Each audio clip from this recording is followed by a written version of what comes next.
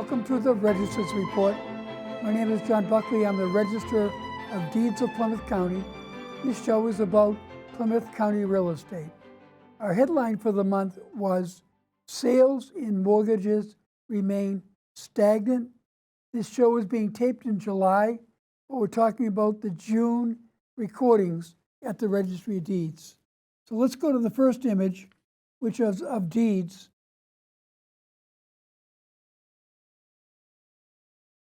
So there were 672 deeds recorded in June, more than the 637 in May, 18% less than last June. And the recordings in June year-to-date are down 8% over last year. You're going to see an image of all the sales of property from Abington to Whitman. There are 27 communities in Plymouth County. Every community has had sales of property, Plymouth being the largest and Brockton being second. But again, every community has had property sold within the confines of the town. The next image you're going to see is of mortgages. Mortgages have basically dropped off significantly ever since the rates went up. 1,125 mortgages in June, less than the 1,151 in May, 11% less than last year's mortgages, and year-to-date down 6%. The next image you're going to see is of foreclosure deeds. We've always followed foreclosures very closely since the meltdown in 2008. But there are only 6 foreclosure deeds in the whole county for the month of June. Same 6 number for in May. We're down 50% from June of last year, and year-to-date we're up 5%. So the numbers are really low. There was a moratorium on foreclosure deeds and notices during COVID, and they really have not yet jumped up again. You're going to see a little higher number in the bar chart of foreclosure notices. Again, those were also stopped during the foreclosure period. There was a moratorium in place. However, there were 42 foreclosure notices in June, less than the 71 in May, 18% less than last June, and in a year-to-date, they're up only 4%. Again, the lenders are going very slowly as they go forward with new notices in foreclosure deeds. A notice basically tells someone they're facing difficulty, reach out to a federal housing counselor to see if you can get a modification. A deed means title has transferred to the lender. And you're going to see a list of all the foreclosure deeds and notices for the 27 communities in Plymouth County. As you can see, there's a lot of zeros there still. And again, in Brockton, 10 orders of notice, highest of any town or city in the county, and we'll continue to monitor those as we go forward. If you haven't signed up for our free property fraud alert, please consider to do so. A lot of people are concerned about fraud in real estate right now, and you should be. There aren't a lot of cases we get in about fraud in real estate, like people that are using your name to buy property or to sell your property. However, if you go to our website, PlymouthDeeds.org, and go to a section on the property fraud alert under the third page you'll get to, and you put your email and your into that. Anything that's recorded against your name and your email, anything that's recorded against your name, you'll get an email. So, but if your name is John Smith or John Buckley, it's highly likely you'll get other John Smiths and John Buckley's. However, it's a good opportunity to see whether there's something that's gone on record in your name, and you can go to one of our satellite offices or call our office to make sure there's not a scam on your property. Beware of mailing scams and anything related to real estate. We have a great guest coming on in the second segment, Brenda O'Connor, one of the founders of the South Shore Irish Heritage Tour. Thank you.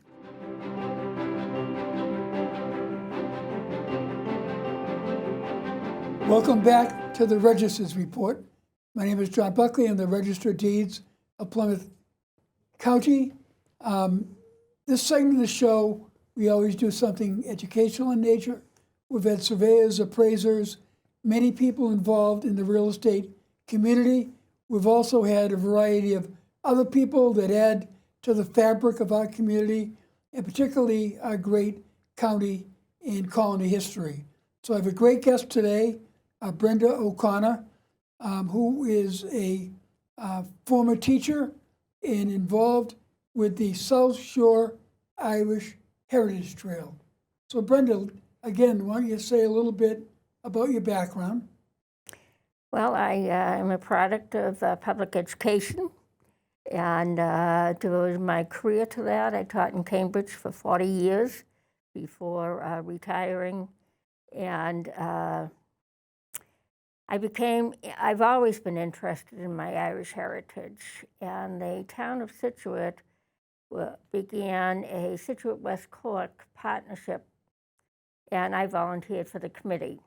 And that was the beginning of about 60 hours of work a week on that committee. And from that committee, one of our charges was to educate the people of Scituate about the Irish in Scituate. And we found it was too limiting, that we needed to talk about our neighbors in Cohasset and Marshfield. And it blossomed into the South Shore Irish Heritage Trail. This is the most Irish area in the United States. So, and Scituate is the most Irish town in America. It is. So why don't you describe a little bit about the South Shore Irish Heritage Trail, how long it's been in existence, and why don't you drive us with your words from where it begins and where it ends. And I know you can start anywhere in the middle. That's right. Well, our thoughts were, when we started, that we would have towns, we would mimic the Wild Atlantic Way in Ireland and the Boston Irish Heritage Tour. And we thought each town we invited, we'd have one spot that we could name. And we began in Weymouth, and Weymouth, Hingham, Hull, Cohasset, Scituate, Marshfield, Duxbury, Kingston, and Plymouth. And lo and behold, we have 37 spots and growing. We appointed from our committee an ambassador to each town so that they would be in charge of contacting and working with them. And we developed, I will show you, brochures for each town that tell about the town, give a map, and give interesting information. So this was about 4.5 years ago that we began. We invited towns to a breakfast and to tell them about our plans. The Irish government gave us our initial funding of $1,250, and then the pandemic happened, and we couldn't have the breakfast. So we had to go on a Zoom call and garnered support from the towns. They were all quite interested. And through the pandemic, our ambassadors worked with the towns and developed these brochures, investigated the history. It was quite a process. Just choosing the design of the brochure alone took about 6 weeks to 2 months, and we were very particular on standards and what we included. There is a lot of similarities in the Irish history in each town, many of them starting in Weymouth, in Hingham, in Plymouth, So in which Duxbury. one of these sites is your favorite? Well, that's very hard to say. I feel like a mother with a large family, and Yeah. choosing my favorite isn't easy. Oftentimes, I mention the Cohasset and the memorial to the Brig St. John Right. victims, which Right. is heart-rending. But lately, I've been very, very interested in the sources of employment, because that allowed the Irish to have a steady job, a steady income, and to purchase homes and establish families. That's true in Weymouth with the shoe factories. The Stetson building now is a medical building, but its bones are the same, and it's enormous. And to think of all of the jobs making shoes in that factory. So the easiest way for people to see it is probably to go online, correct?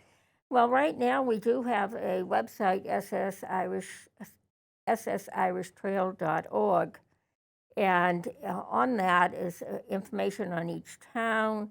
All of our brochures are downloadable, um, and I would recommend that people actually go to that and decide where they want to go. We always have the beginning in Weymouth and the ending in Plymouth, but that's just the way we started out. It doesn't matter if you begin in Plymouth or if you decide you want to go to Scituate. We recommend doing maybe 1 or 2 towns in a day. The memorial for the St. Brig ship that sunk and brought down with it a lot of Irish immigrants is a very interesting place. It is. The monument that the Hibernians did in Scituate Harbor, the monument of the rebellion in the Irish separate. What was it? The original wasn't the Constitution. It was In Scituate is proclamation. a proclamation. replica of the proclamation read on Easter Sunday, 1916, Right. or Easter Monday, 1916. And it has much in common with our Declaration of Independence. It is actually the Irish Declaration of Independence. Right. And the values are very similar to ours. In fact, the Irish Revolution that 1916 Easter Rising precipitated is the first successful revolution against England, from a colony, since the United States in 1776. And I know a lot of the locations have a story behind the story, like in Hull, John Boyle O'Reilly's summer house is now the Hull Public Library. It is. But the story of John Boyle O'Reilly himself is just a fascinating tale. He's absolutely an incredible gentleman. He was voted the most important Irish American in the mid-1800s. He, as a boy, joined the British Army, and his family were revolutionaries, Fenians, and he converted a lot of the British soldiers, who were mainly Irish, to the Fenian cause. He was arrested and sentenced to death, but it was his age that kept him from that. The sentence was lowered to a life sentence. He escaped from several jails. He was finally sent to Australia on a prison ship, and he went to a prison of maximum security that nobody could escape from, and he escaped. And he took a whaling ship to America, came from New York up to Boston, became editor of the Pilot newspaper, which was then, before it was sold to the Catholic Church, it was a very important newspaper in Boston. And he became a poet, as a matter of fact.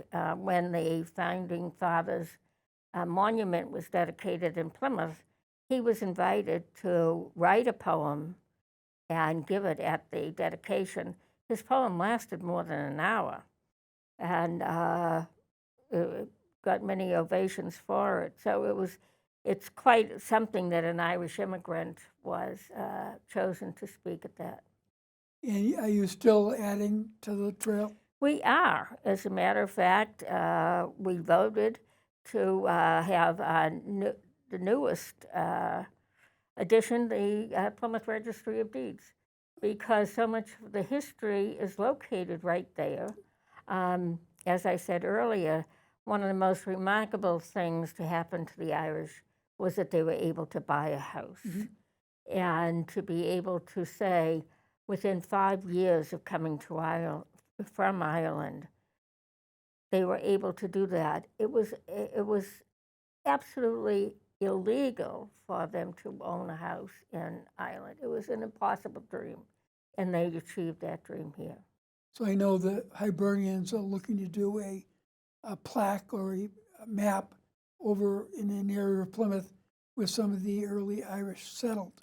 Small homes That is over correct. near, not too far from Plymouth Rock. That is correct. And this area was known as Dublin because so many Irish people lived there. I had a walkthrough with the Irish Consul General and the Ancient Order of Hibernians representatives just a couple of weeks ago. And it's remarkable. What we found out was the sign that they have is magnificent, and the research they've done is wonderful. What we have to do now is develop a card or an app from our website so that people will know, you take a left here, walk down 4 houses, this is the person who lived in this house. We need to tell their story. The Irish have been great storytellers for centuries. And so when we discover a property or a place to put on our trail, we want to tell the story of that and do it thoroughly. So there's a lot of work still to be done to fulfill it. Good. No, they're all, every one of them a great story. And I like the fact that you can jump into the trail at any point. So there's a printable, from the website, a printable map you can follow to the sites. There is, this is probably not going to show, but on There's the camera over there. our 9 town trail, we have one for each town, and then we have a larger one that's 9 trail, and starting in Hingham, we have a route, and the sites marked by number so that people can make a judgment what they can do in a day. You always need to plan a little bit extra time than you possibly thought of because so much is interesting. Some of the sites are just drive-bys, that they're private property and we can just see them from the outside, but others you can spend hours examining the artifacts. And clearly there are a lot of people out there that value their heritage, many different heritage in Plymouth County in Massachusetts and America. For those of Irish heritage, it's a great opportunity to learn something, maybe add something from your own knowledge once they connect with you, and just a great thing to attract people around the country to do this. We had that happen very recently at the annual memorial at the 1916 monument replica in Scituate. One of the people that attended was the grandson of Thomas McDonough, who was a signer of the proclamation, which was wonderful. He's also the grandnephew of the person they so popular song Grace. that Grace Plunkett was his grandaunt. Wow. So that was amazing, and the stories they told us was wonderful. Our mission is to preserve the stories of the Irish on the South Shore. It's to educate so that people can learn about this, and it's to anticipate the future. The gifts the Irish brought to the South Shore don't end or didn't end after the famine. They continue on with the descendants, and to emulate those who came before is our goal, that we make people proud and want to know about it. Yeah, so there's the trail itself, there's a connection through the Hibernians and your organization to events they do for the Brig St. John, as well as the Irish Proclamation in Situate, and I'm sure there are other things along the way.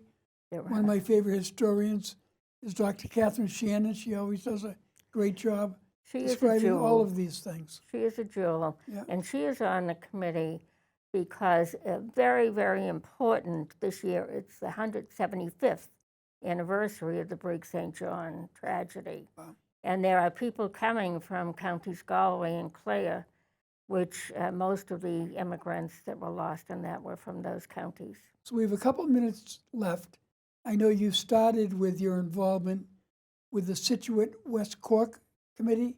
Do you want to get into that a little bit? Because we had them visit us last time they were here, and it was a great visit. They're all great kids, just trying to learn a little bit about American history, American culture, and we were able to give them a story from our records at the registry about some of the things that the original colonists did. That is correct. We are partnered with West Cork, and in particular for our student exchange with the Skibbereen Community School. And we had 16 students come a year ago, and they absolutely loved it. We showed them as much as we could. There are 21 coming this October, and we have 21 Situate High School students going next April, and we actually had 35 apply. So we have 14 on the waiting list, which is wonderful. And the connections made with these children, actually young adults, are amazing. That they have the Zoom, they have all of the digital connections. So it's not just meeting people for a week. The connections are made for a lifetime. And one of our students, when they were in Skibbereen, the father of the house was a veterinarian, and he woke up his daughter and our student at 1 o'clock in the morning and said, "Do you want to come see a calf born?" Now, what Situate student is going to see this? Sure. So it was a wonderful experience. And that's continuing this year?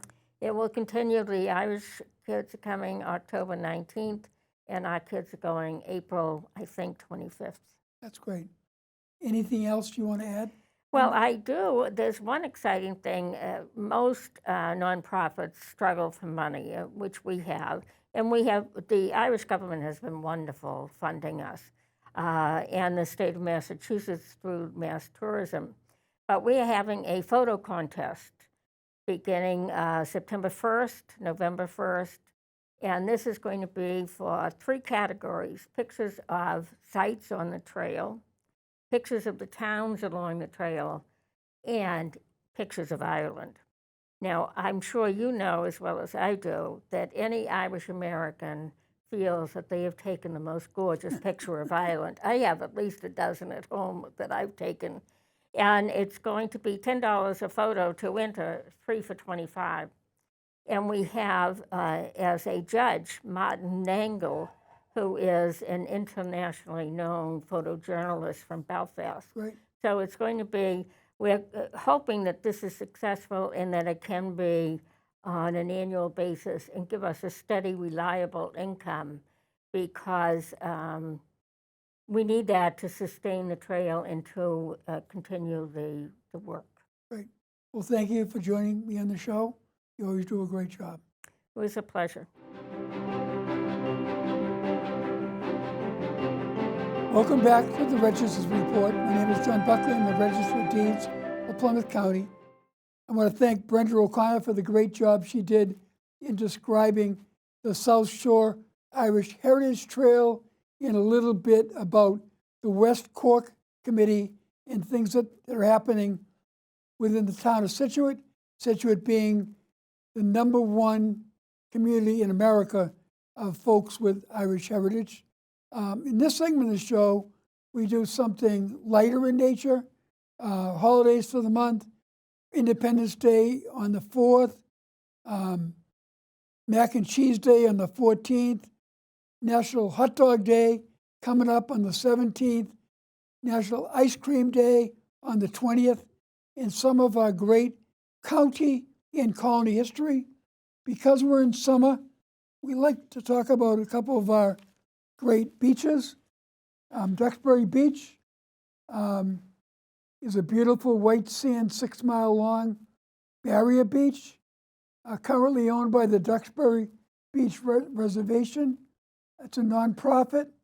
Access to the beach is through Marshfield or across the wooden Powder Point Bridge. It serves as a recreational, scenic, and conservation area. And Duxbury Beach and its adjacent salt marshes continue to be home of countless species of wildlife and beach creatures, and it is a beautiful place to visit at all times of the year. The next Plymouth County notable record is another beach, Gray's Beach Park. It's 6.5 acres of shady space in the town of Kingston, tennis courts, basketball hoops, and access to the beach.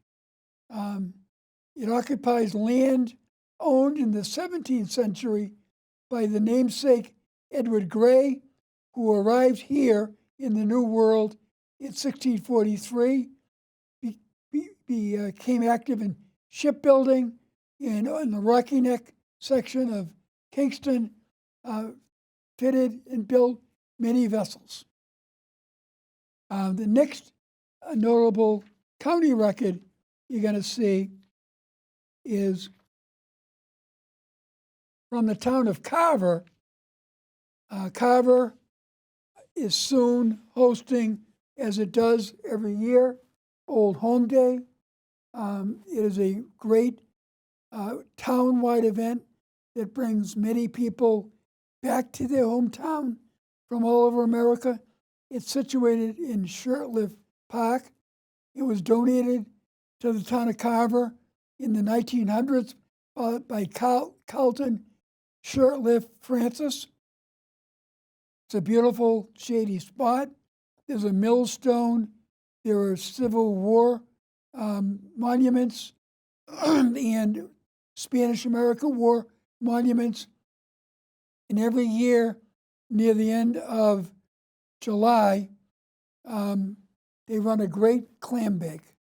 They do a road race that day, a clam bake later in the day, and again, it's part of our great Plymouth County history and fabric of our communities. And last but not least, one of our Plymouth Colony records, which we've shown every month since the Plymouth 400. In 1646, the colonial court ordered restrictions on taverns. They called them victual houses or ordinaries. And if people in that victual or that ordinary got drunk, they would fine the people that drank too much. They would fine the owners of the property. And in the event that you could not pay your fine, you were set in the stocks. So there's certainly a lot of penalties. The Plymouth Colony Court enforced a lot of its rules by fines. And if you couldn't pay the fines, they had harsher penalties, which were putting you in the stock for a period of time, very uncomfortable. You ever gone by one, stick your head in there and try it yourself. and really helped control people's activities because of the seriousness of punishment. So I want to thank the folks here at PAC TV for another show completed today. I want to thank Lorna Green Baker and Christine Richards, my office, and helping me put this together. And we'll see you next month. But we love to tell stories about Plymouth County and Plymouth Colony, and we also want people to be aware of what, for most people, is their most valuable asset, their property. Thank you.